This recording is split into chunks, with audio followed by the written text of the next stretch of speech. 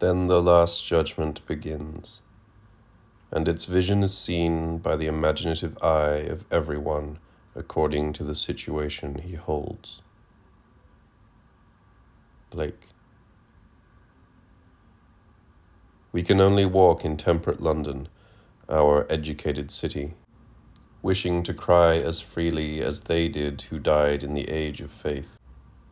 We have our loneliness and our regret with which to build an eschatology. Peter Porter. The end. It is not expected of critics, as it is of poets, that they should help us to make sense of our lives. They abound only to attempt the lesser feat of making sense of the ways we try to make sense of our lives. This series of talks is devoted to such an attempt, and I am well aware that neither good books nor good counsel have purged it of ignorance and dull vision. But I take comfort from the conviction that the topic is infallibly interesting, and especially at a moment in history when it may be harder than ever to accept the precedents of sense-making, to believe that any earlier way of satisfying one's need to know the shape of life in relation to the perspectives of time will suffice. You remember the golden bird in Yeats's poem. It sang of what was past and passing and to come, and so interested a drowsy emperor. In order to do that, the bird had to be out of nature.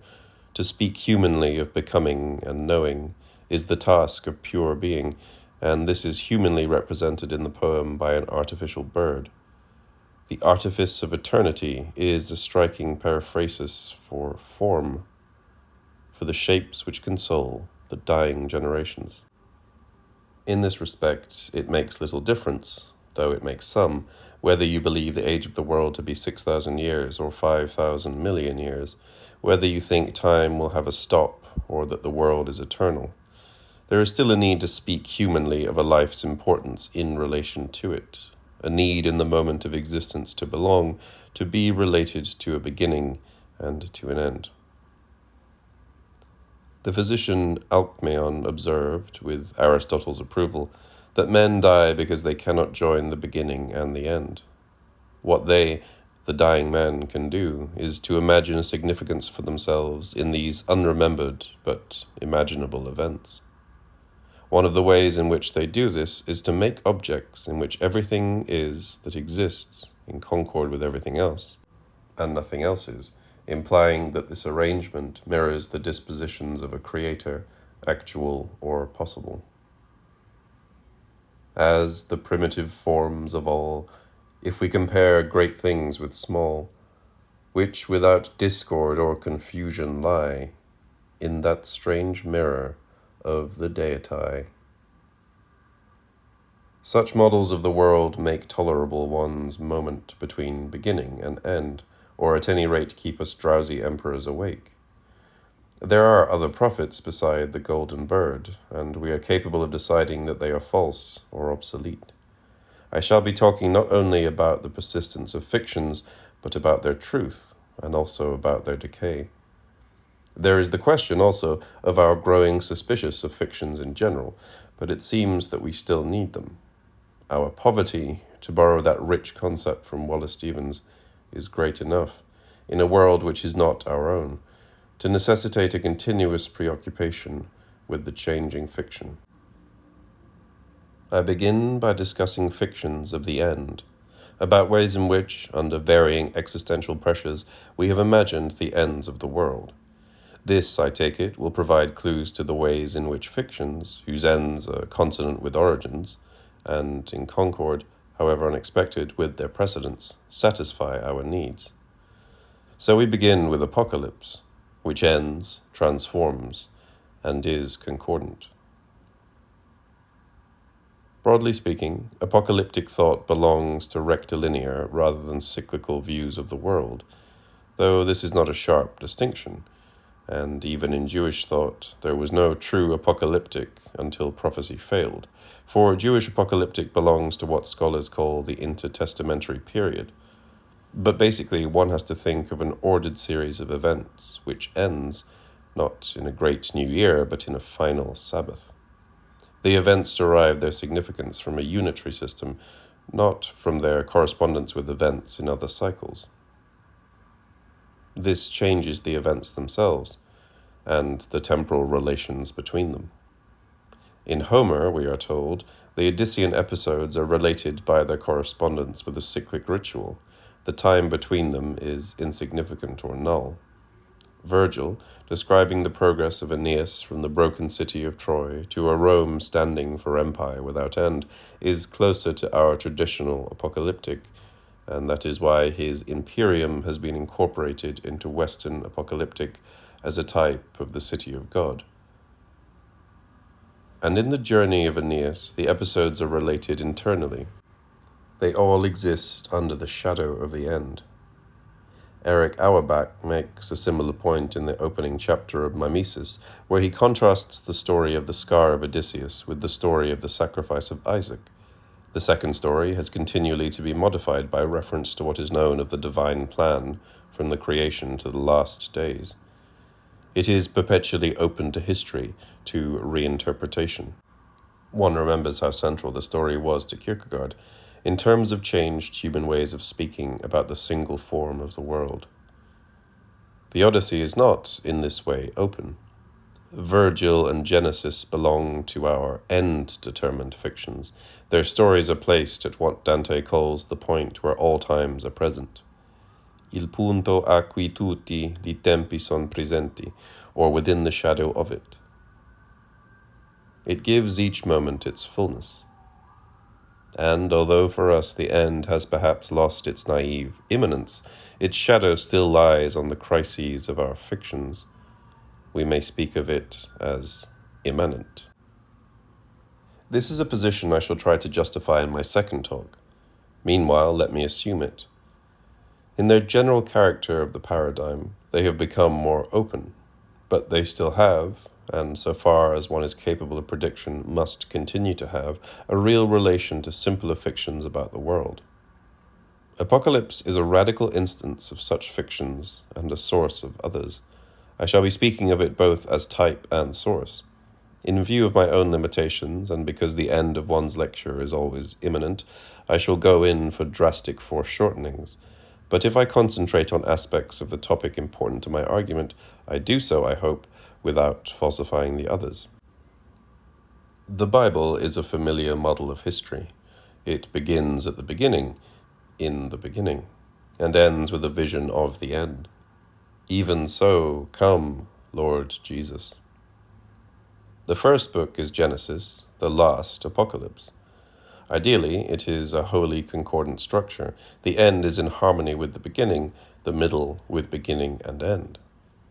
The end, Apocalypse, is traditionally held to resume the whole structure, which it can only do by figures predictive of that part of it which has not been historically revealed.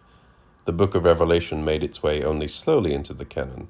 It is still unacceptable to Greek orthodoxy, perhaps because of learned mistrust of over-literal interpretation of the figures. But once established, it showed, and continues to show, a vitality and resource that suggests its consonance with our more naive requirements of fiction. Men, like poets, rush into the midst, in medias res, when they are born. They also die en medis rebus, and to make sense of their span, they need fictive concords with origins and ends, such as give meaning to lives and to poems. The end, they imagine, will reflect their irreducibly intermediary preoccupations. They fear it, and as far as we can see, have always done so. The end is a figure for their own deaths. So, perhaps, are all ends in fiction, even if represented, as they are, for example, by Kenneth Burke, as cathartic discharges.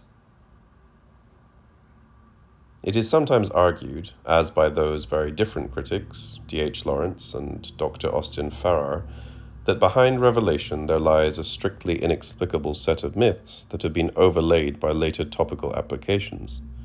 But what human need can be more profound than to humanize the common death? When we survive, we make little images of moments which have seemed like ends.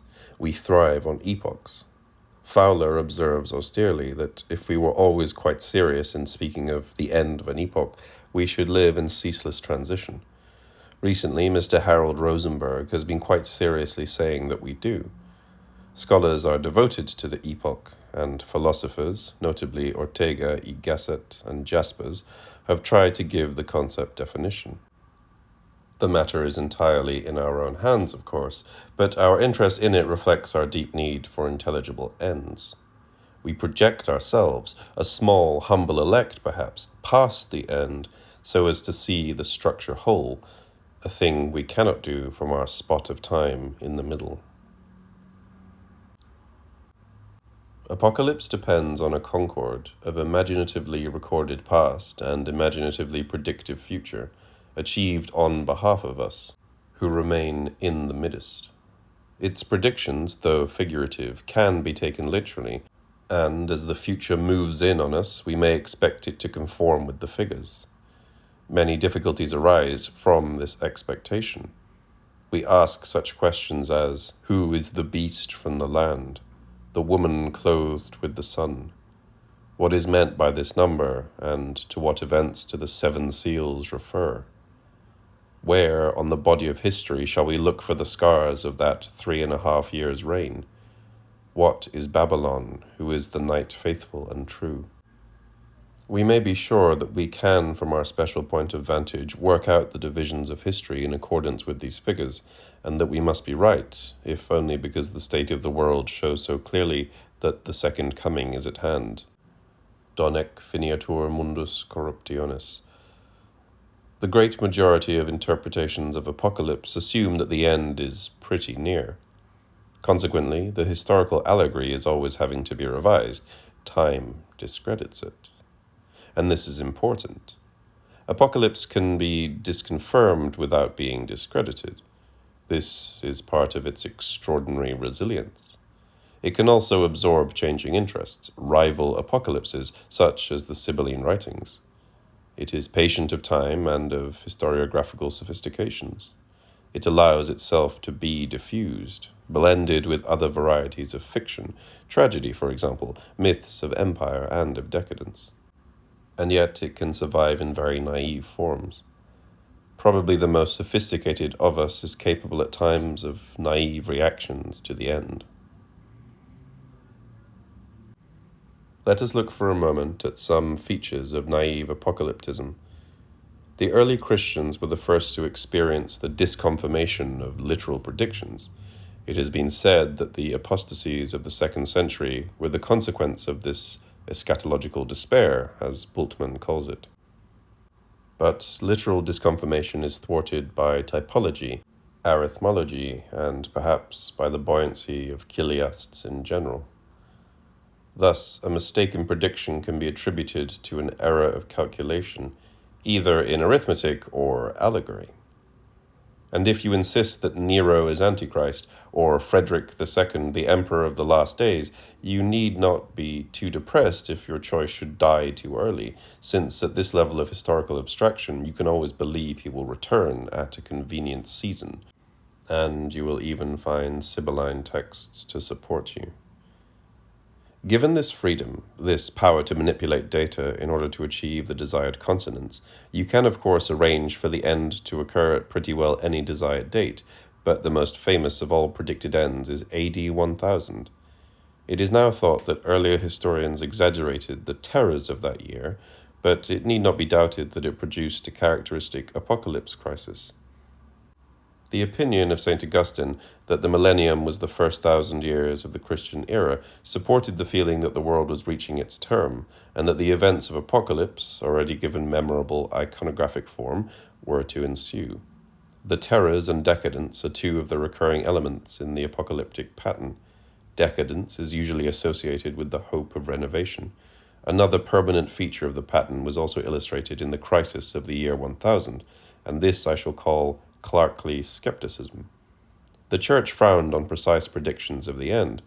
One such protest was the Libellus de Antichristo of Adso. He was a monk who, in 954, argued that the end of the world cannot be predicted, and in any case cannot come until the full restoration of the empire. ultimately a Sibylline doctrine. It can only happen after a Frankish emperor, following a peaceful universal reign, has deposited his scepter on the Mount of Olives.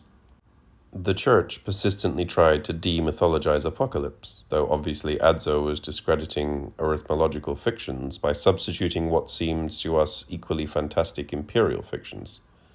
In fact, the mythology of empire and of apocalypse are very closely related. Anyway, there was something that might be called skepticism among the learned, a recognition that arithmetical predictions of the end are bound to be disconfirmed. When the year 1000 came, there were some portents, and there was a brief but Sibylline entente between emperor and pope, Otto III and Sylvester II, so much hated by Protestant historians. Seals were issued bearing imperial legends. One had an allegorical figure of Rome and the inscription Renovatio Imperii Romani. The emperor's coronation robe was embroidered with scenes from Apocalypse.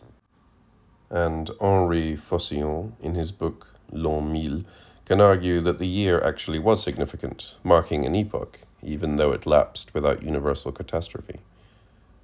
Naturally, there were those who simply thought the calculations were wrong, that we should perhaps count 1000 from the Passion rather than from the Nativity, so that the day would come in 1033. And this is something that occurs regularly in the literature. The Protestant commentators sometimes counted from the last of the persecutions, sometimes from the conversion of Constantine, in order to defer that interesting date, the moment of the loosing of the beast, to a time when he could be identified with some intolerable papal presumption or with some particularly vicious pope. More sophisticated calculations based on the 7 seals or the period spent by the woman clothed with the sun in the wilderness could produce other dates as near one's own moment as desirable. Focillon's treatment of the year 1000 reflects his interest in the way not only the millennium, but the century and other fundamentally arbitrary chronological divisions, we might simply call them secula, are made to bear the weight of our anxieties and hopes. They are, as he remarks, intemporal, but we project them onto history, making it a perpetual calendar of human anxiety. They help us to find ends and beginnings. They explain our senescence, our renovations. When we associate them with empire, we are celebrating our desire for humankind's of order. When we find rational objections to them, we indulge our powers of rational censorship in such matters. And when we refuse to be dejected by disconfirmed predictions, we are only asserting a permanent need to live by the pattern rather than the fact, as indeed we must. There are famous secula, ends of which everyone is aware, and in which we may take a complex comfort, as in the 19th century, fin de siècle, where all the elements of the apocalyptic paradigm clearly coexist. But there are many others less famous. To show how radical an element in our thinking about the world's design this brooding on apocalypse must be, the Bible and the Sibylline oracles, mingled with Neoplatonic speculation and with any other mysterious data available, will provide any date for the end, and the necessary supporting evidence is always available. AD 195 was a Sibylline conjecture, 948, 1000, 1033, 1236, 1260, 1367, 1420, 1588, 1666 are other guesses. We must count Dante and perhaps Shakespeare among the major poets interested in the signs of historical apocalypse, and among the mathematicians Napier and Newton. And as Focillon observed, the world sometimes seems to collaborate with our apocalypse. Students of the English 16th century will recall that the novae, especially the one in Cassiopeia in 1572, and the solar eclipse of the late years of the century seemed to confirm that upon men who thought themselves to be living in the dregs of time, there had come the signs of the approaching of the Lord to judgment. They will also remember the skeptics of the period and reflect that after so much talk of senescence, there was soon to be a great outburst of renovatory chiliasm. And perhaps they will also reflect upon the interesting revival of imperial mythologies at both the French and the English courts of the period. There is an instance of the way in which apparently unrelated fin de siècle myths grow together, but there is one important element in this apocalyptic pattern which I have as yet hardly mentioned. This is the myth, if we can call it that, of transition. Before the end, there is a period which does not properly belong either to the end or to the saeculum preceding it. It has its own characteristics. This period of transition seems not to have been defined until the end of the 12th century, but the definition then arrived at by Joachim of Flora has proved to be remarkably enduring. Its origin is in the 3.5-year reign of the beast, which in Revelation precedes the last days. Joachim, who died in 1202, divided history into 3 phases, a division based on the Trinity. The last transition would begin in 1260, a date arrived at by multiplying 42 by 30, the number of years in each generation between Abraham and Christ. This was accordingly taken to be the date of the coming of Antichrist, and consequently of the figure called the Knight Faithful and True, Fidelis et Verax, identified with the last emperor. These prophecies had a long life, not only Dante at the end of the century, but Hegel and others much later took them seriously. In the mid-13th century, the prophecies were of the utmost urgency. Frederick II was cast as beast, or as Fidelis et Verax, depending on whether you adhered to one party or the other. The Benedictines argued that the figure who corresponded, for the Third Age, to Adam in the first and Abraham in the second was Saint Benedict. The spiritual Franciscans said it was Saint Francis.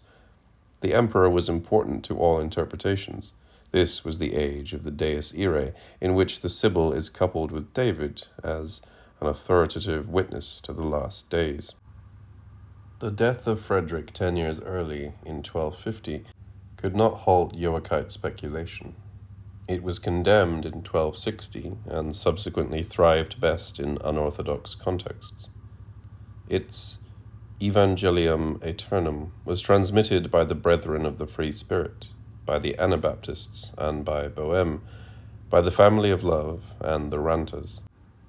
The Jesus of Blake's Everlasting Gospel is the Christ of Joachim's third phase. Some aspects of this brand of apocalypse survive in D.H. Lawrence. More dangerously, the ideology of National Socialism incorporated Joachite elements. The Third Reich is itself a Joachite expression.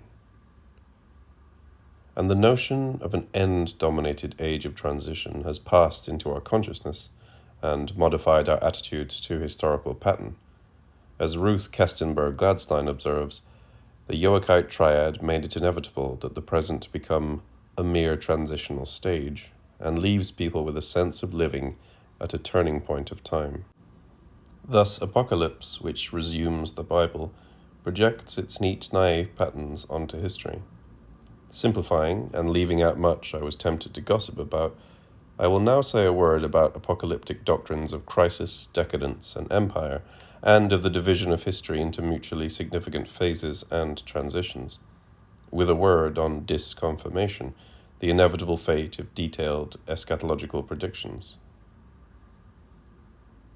The imperial aspect is greatly illuminated by Norman Cohen's book, The Pursuit of the Millennium, with its account of the popular survival of Sibylline emperor cults. The tradition of those passionate artisan prophets who assumed the role of the emperor of the last days and led their free-spirited followers in search of the New Jerusalem, was still alive in the 19th century as a sort of proletarian parallel to the more sophisticated imperialism of the ruling classes in Germany and England. Eric Hobsbawm's book, Primitive Rebels, studies several such movements. Lazaretti, for example, prophesied the coming of a monarch who would reconcile church and people. Later, he proclaimed himself the Messiah, preaching a modified Joachism, which said there had been kingdoms of grace and of justice, and that we were in the transition between the second and the third kingdom, that of the Holy Ghost. He nominated 1878 for the crisis, and in that year died both Vittorio Emanuele I and Pius IX. Lazaretti moved to succeed them both, and was killed in the attempt. Thus, a popular uprising of only 90 years back repeats the pattern discernible in the relations between Pope and Emperor in the year 1000, a relation both Sibylline and Joachite. Hobsbawm can even add that the attempt on Togliatti in 1948 was taken by some Italian communists as a signal that the day had come. They were surviving members of the Lazzaretti movement, still, against all expectation, persisting underground, presumably with the date recalculated. The study of apocalypse can be a heady one. For instance, there appeared in 1963 a book by Friar Cyril Marystone entitled The Coming Type of the End of the World. This work is dedicated to the woman clothed with the sun, the mother of Christ and the Church, who is persecuted by the great red dragon. The author divides future history into three periods: the present, modern, anti-Christian, the period of the universal victory of the Christian Church on earth, and the period of the Great Apostasy. Published in 1963, the book predicts atomic war and world victory for communism in 1964. The Great Monarch will come in 1966, and in consort with the Great Pope, will achieve world victory, the reform of the Church, the conversion of the separated, and a universal Holy Roman Empire. Later on, there is to be a great apostasy, and Antichrist will reign for 3.5 years, whereupon the last days supervene. In a world not short of crazy sects, and perhaps in no need of spurious apocalypses, such a work may seem unworthy of your attention, but it will bear thinking about, if only as a full statement of this potent imperial myth. It is a well-written book, with an exceptionally valuable survey of earlier apocalyptic prophecy, and one could well take it to be an expression, in traditional figures, of a widely shared sense of crisis. Shakespeare and Spencer would have understood its language. Father Marystone is quite capable of a rational compromise between his predictions and those of doctrinaire Marxism, and he is familiar with the more sophisticated modern apocalypticism of such as Berdyaev. But he works the vein of naive apocalypse. His list of former prophecies includes those of Rabanus Maurus and Adso, who held that the last emperor must be a Frankish king. Instead of saying they were wrong, he argues that this figure must be the present heir to the French throne, and with the utmost urgency, since the time is so short, he joins in the old argument as to who this might be. The book, half of which is in the form of appendices added in haste, because there was no time to rewrite it when fresh material came up, the book is a paradigm of crisis, of a way of thinking about the present as being what theologians call totally end-directed. We may be sure that the failure of 1964, or even, so far, of 1965, to produce atomic war and the burning of Paris, will not have dismayed the author. His book is founded on centuries of disconfirmed apocalyptic prediction. This indifference to disconfirmation was the subject of some interesting research a few years ago by the American sociologist Festinger. He found a thriving sect and infiltrated some of his research students into it. This group believed that the end was at hand, and that they would be flown off in flying saucers just before the cataclysm. The students attended all meetings, and retired nightly to hotel bedrooms to write up their reports.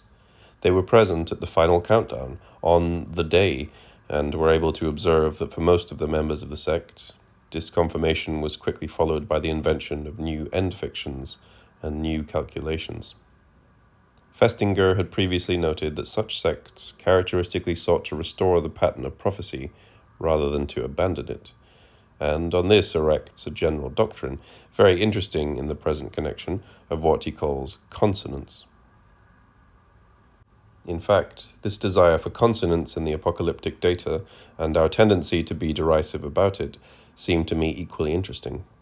Each manifests itself in the presence of the other in most of our minds. We are all ready to be skeptical about Father Marystone, but we are most of us given to some form of centurial mysticism, and even to more extravagant apocalyptic practices, a point I shall be taking up in my fourth talk. What it seems to come to is this: men in the midst make considerable imaginative investments in coherent patterns which, by the provision of an end, make possible a satisfying consonance with the origins and with the middle. That is why the image of the end can never be permanently falsified. But they also, when awake and sane, feel the need to show a marked respect for things as they are, so that there is a recurring need for adjustments in the interest of reality as well as of control.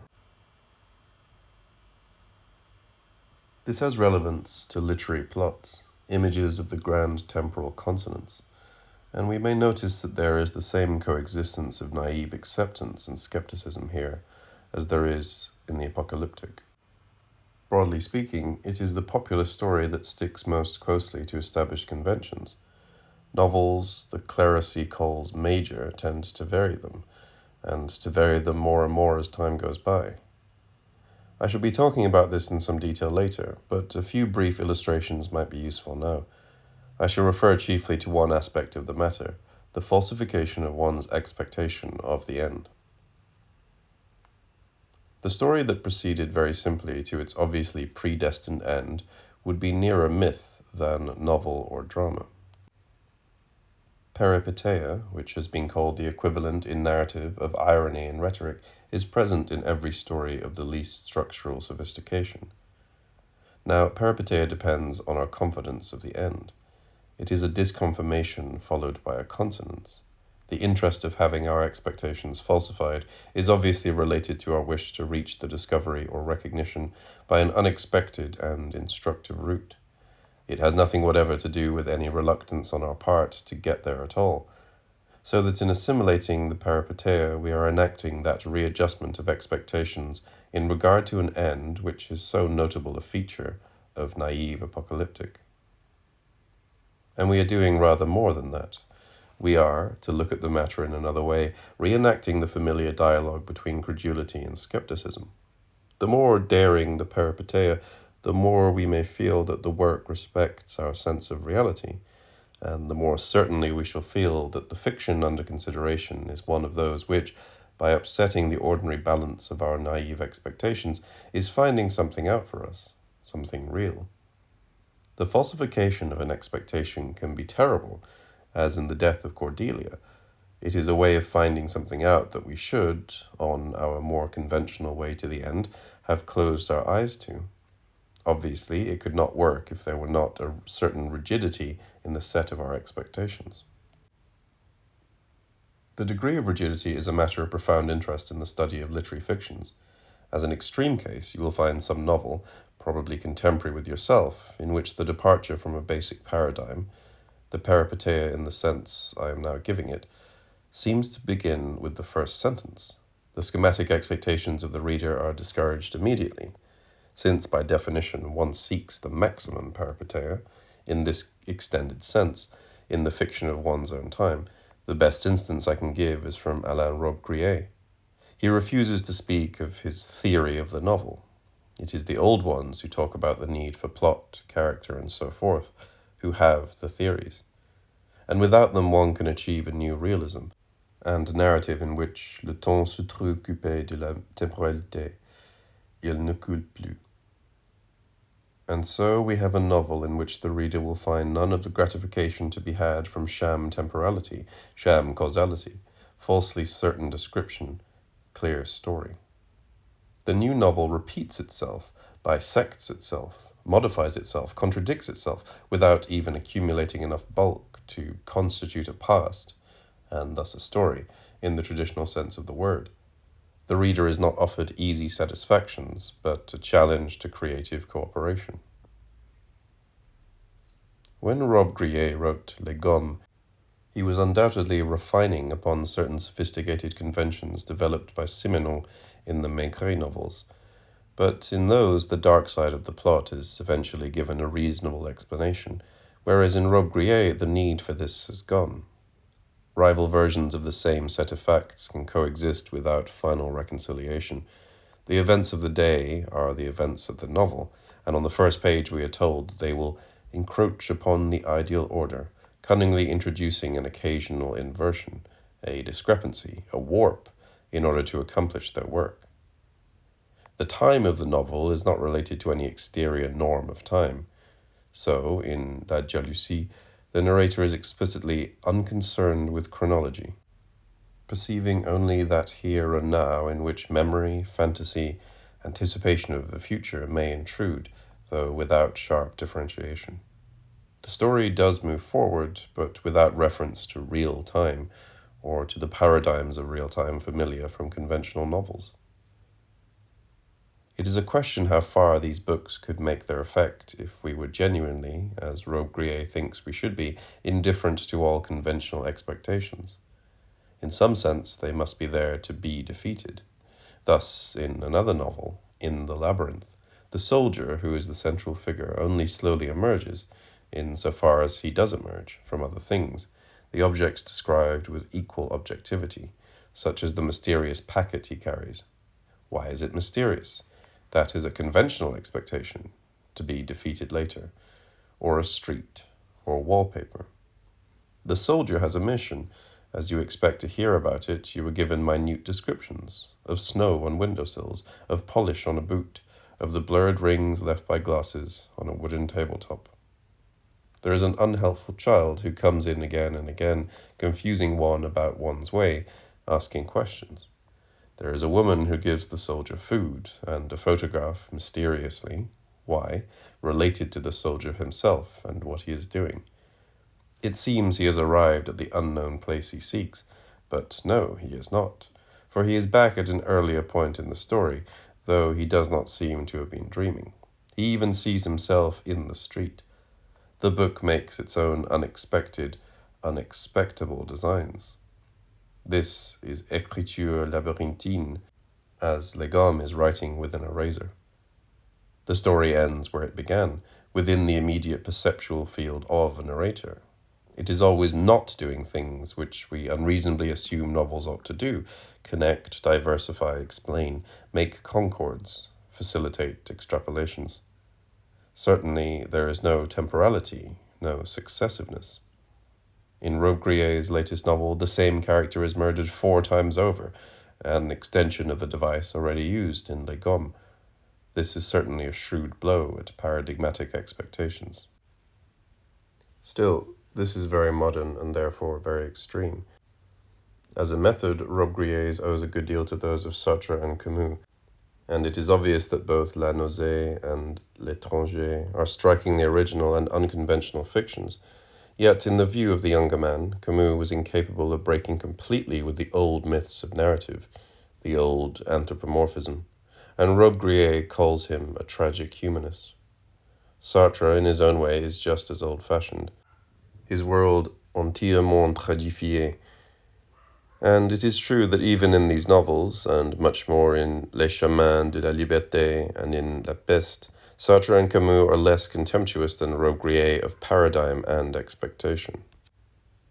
For example, the first chapter of La Peste is not so different from one of Scott's leisurely overtures.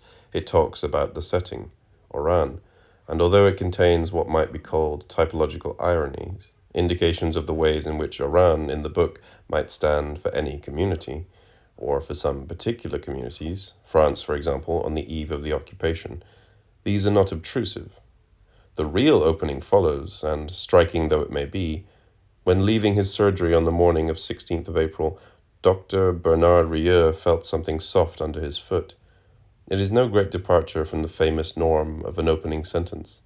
The Marquise went out at 5 o'clock. So at the end of the plague might seem a natural close, but it goes on, and Rieu, now known to be the narrator, adds a few words to moralize the situation.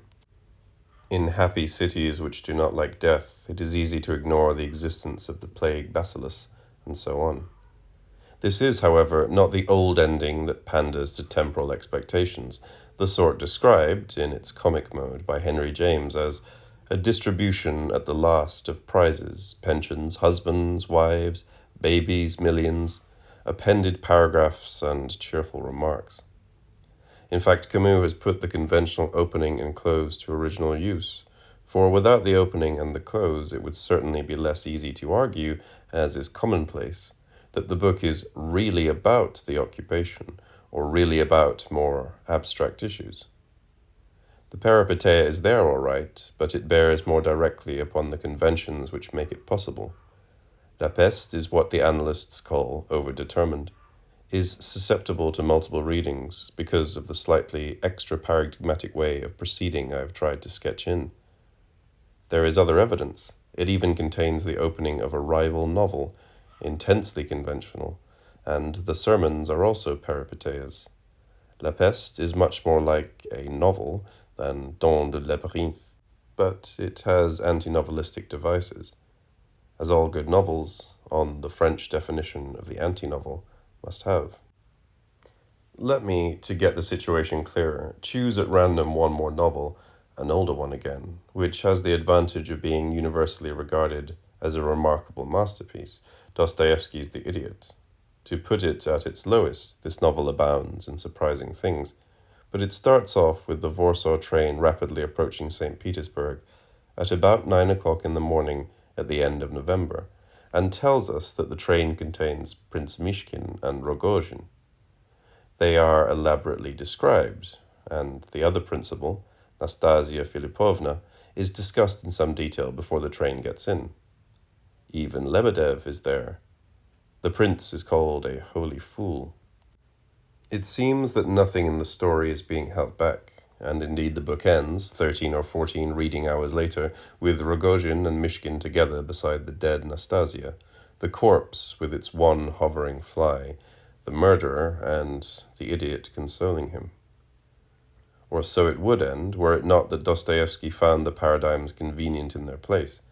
He writes a conclusion, completely perfunctory and traditional, in which he tells you what became of the surviving characters, one of those ends so despised by Henry James. It would be of little use at this point to introduce more examples. In the Nouveau Roman of Robbe-Grillet, there is an attempt at a more or less Copernican change in the relation between the paradigm and the text. In Camus, the counterpointing is less doctrinaire.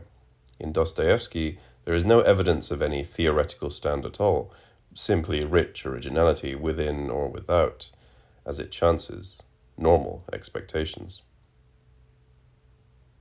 All these are novels which most of us would agree, and it is by a consensus of this kind only that these matters quite rightly are determined, to be at least very good. They represent in varying degrees that falsification of simple expectations as to the structure of a future which constitutes peripeteia. We cannot, of course, be denied an end. It is one of the great charms of books that they have to end. But unless we are extremely naive, as some apocalyptic sects still are, we do not ask that they progress towards that end precisely as we have been given to believe. In fact, we should expect only the most trivial work to conform to pre-existent types.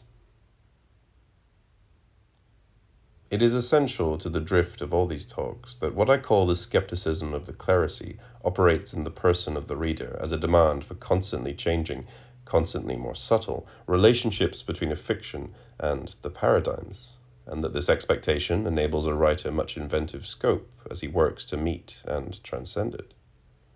The presence of such paradigms in fictions may be necessary. That is a point I shall be discussing later. But if the fictions satisfy the clerisy, the paradigms will be to a varying, but always great extent, attenuated or obscured. The pressure of reality on us is always varying, as Stevens might have said. The fictions must change, or if they are fixed, the interpretations must change. Since we continue to prescribe laws to nature, Kant's phrase, and we do, we shall continue to have a relation with the paradigms, but we shall change them to make them go on working. If we cannot break free of them, we must make sense of them.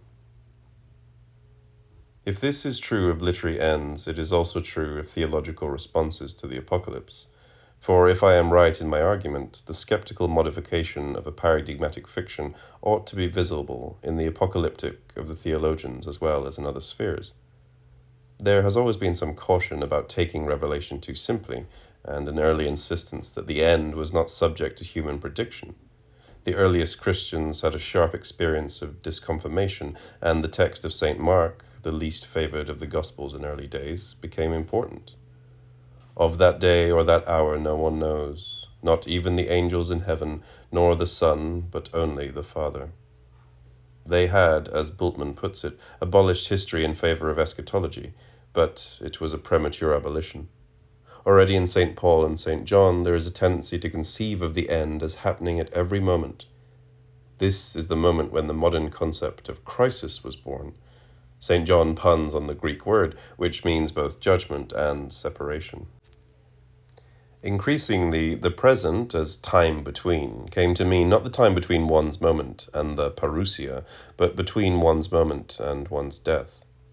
This throws the weight of end feeling onto the moment, the crisis, but also onto the sacraments. In the sacramental church, says Bultmann, eschatology is not abandoned, but is neutralized insofar as the powers of the beyond are already working in the present. No longer imminent, the end is immanent. So that it is not merely the remnant of time that has eschatological import. The whole of history and the progress of the individual life have it also, as a benefaction from the end, now imminent. History and eschatology, as Collingwood observed, are then the same thing.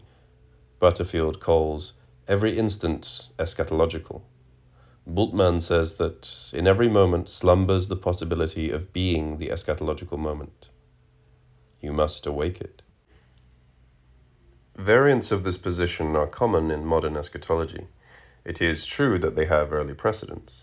St. Augustine speaks of the terrors of the end as a figure for personal death, as Winkelhofer calls each death a recurring parousia. But Apocalypse, which included and superseded prophecy, was itself to be included in tragedy, and tragedy lost its height and stateliness when the single unritualized death became the sole point of reference. Literary and theological apocalypse have alike chosen to concentrate upon what was only an implication of the original apocalyptic pattern. This is the way they have responded to modern reality.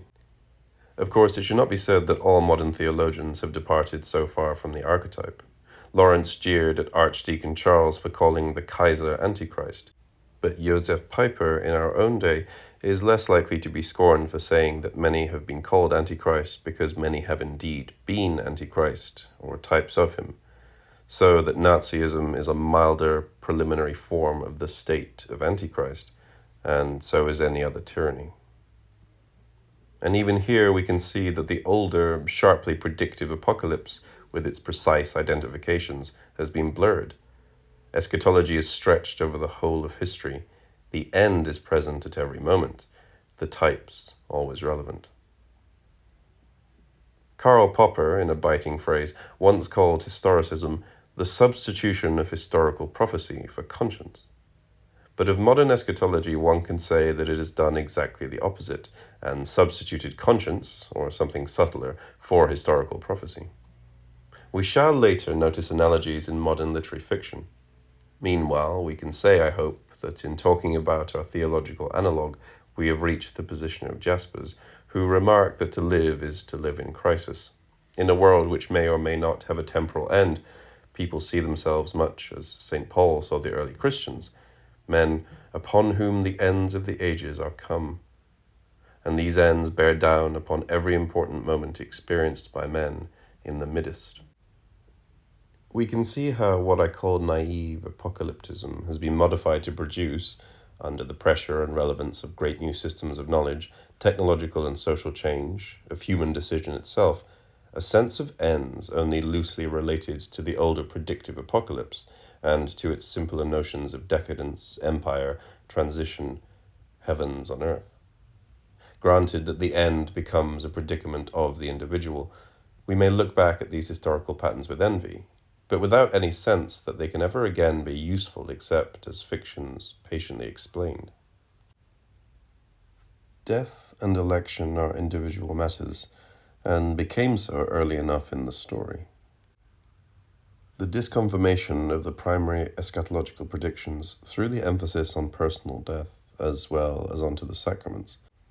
It has been said that Christianity of all the great religions is the most anxious, is the one which has laid the most emphasis on the terror of death. Reformation theology strengthened this emphasis. In the very period when epic poets were reviving the Sibylline eschatology for imperial purposes, the end grew harder and harder to think of as an imminent historical event, and so incidentally did the beginning. so that the duration and structure of time less and less supported the figures of apocalypse which blossomed in the glass and the illuminations of the Middle Ages. This was the moment when the terrors of apocalypse were absorbed by tragedy, the Renaissance equivalent of the long Beatus tradition. In sculpture, manuscript, sermon, and church painting is King Lear. And the process of sophisticating the paradigm continues. Tragedy, we are told, must yield to absurdity. Existential tragedy is an impossibility, and King Lear is a terrible farce. It would be interesting to see what a modern painter, Francis Bacon perhaps, might make of the Beatus types. They might have terror enough, but the paradigms would be, one feels, deeply submerged. In the nature of the case, this must be so. Yet these old paradigms continue in some way to affect the way we make sense of the world. The notion of crisis, for instance. We are all too familiar with it, and too familiar with the difficulties attending any discussion of it. Yet there is a myth of crisis, a very deep and complex one, which we should make more sense of if we could reduce it from the status of myth to the status of fiction. Later on I shall try to do this, and to talk about what Focillon calls centurial mysticism, and some other elements in crisis myth, the coexistence and flourishing of many apparently disparate apocalypse themes like decadence and empire at historical moments otherwise apparently unrelated, though for one reason or another thought critical. The Joachite transition is the historical ancestor of modern crisis. Insofar as we claim to live now in a period of perpetual transition, we have merely elevated the interstitial period into an age, or saeculum, in its own right, and the age of perpetual transition in technological and artistic matters is understandably an age of perpetual crisis in morals and politics. And so, changed by our special pressures, subdued by our skepticism, the paradigms of apocalypse continue to lie under our ways of making sense of the world. I have used the theologians and their treatment of apocalypse as a model of what we might expect to find, not only in more literary treatments of the same radical fiction, but in the literary treatment of radical fictions in general. The assumptions I have made in doing so I shall try to examine next time. Meanwhile, it may be useful to have some kind of summary account of what I've been saying. The main object is the critical business of making sense of some of the radical ways of making sense of the world. Apocalypse and the related themes are strikingly long-lived, and that is the first thing to say about them, although the second is that they change. The Johannine acquires the characteristics of the Sibylline apocalypse, and develops other subsidiary fictions which, in the course of time, change the laws we prescribe to nature, and specifically to time. Men of all kinds act, as well as reflect, as if this apparently random collocation of opinion and predictions were true. When it appears that it cannot be so, they act as if it were true in a different sense. Had it been otherwise, Virgil could not have been altissimo poeta in a Christian tradition. The knight faithful and true could not have appeared in the opening stanzas of the Fairy Queen. And what is far more puzzling, the city of Apocalypse could not have appeared as a modern Babylon, together with the shipmen and merchants who were made rich by her, and by the inexplicable splendor of her fine linen and purple and scarlet in the wasteland, where we see all these things, as in Revelation, come to naught. Nor is this a matter of literary allusion merely. The emperor of the last days turns up as a Flemish or an Italian peasant, as Queen Elizabeth or as Hitler, or as the Tudor settlement, or as the Third Reich. The apocalyptic types, empire, decadence, and renovation, progress and catastrophe, are fed by history and underlie our ways of making sense of the world from where we stand in the midst. But the more learned the cleric, whether theologian, poet, or novelist, the higher the kind he practices, the more subtly are these types overlaid. That which seems a straightforward prediction becomes an obscure figure. As the predictions go wrong, it emerges that it is not merely upon the people of a certain moment, but upon all men that the ends of the world have come. Apocalypse, which succeeded prophecy, merges with tragedy. The humble elect survive not all the kings of the earth, as in Revelation, but the one king whose typical story is enacted before them. When tragedy established itself in England, it did so in terms of plots and spectacle that had much more to do with medieval apocalypse than with the mythos and opsis of Aristotle. Later, tragedy itself succumbs to the pressure of demythologizing. The end itself, in modern literary plotting, loses its downbeat, tonic and dominant finality, and we think of it, as the theologians think of apocalypse, as imminent rather than imminent. Thus, as we shall see, we think in terms of crisis rather than temporal ends, and make much of subtle disconfirmation and elaborate peripeteia. And we concern ourselves with the conflict between the deterministic pattern any plot suggests, and the freedom of persons within that plot to choose, and so to alter the structure, the relations of beginning, middle, and end. Naively predictive apocalypses implied a strict concordance between beginning, middle, and end. Thus, the opening of the seals had to correspond to recorded historical events. Such a concordance remains a deeply desired object, but it is hard to achieve when the beginning is lost in the dark backward and abysm of time, and the end is known to be unpredictable. This changes our views of the patterns of time, and insofar as our plots honor the increased complexity of these ways of making sense, it complicates them also. If we ask for comfort from our plots, it will be a more difficult comfort than that which the archangel offered Adam. How soon hath thy prediction, seer blessed, measured this transient world, the race of time, till time stands fixed.